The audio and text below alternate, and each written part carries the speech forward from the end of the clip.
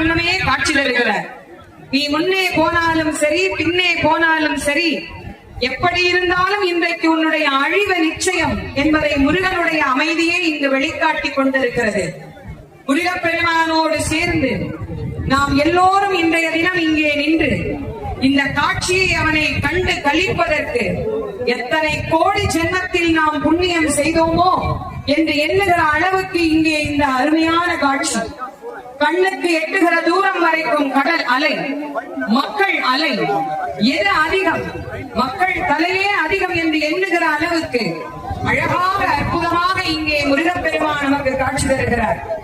இந்த தாரகனை வதைத்த பிறகு அடுத்த சிங்கமுகனை எதிர்கொள்ள போகிற முருகனுக்கு நம்முடைய வாழ்த்தை நாம் தெரிவிப்போம்.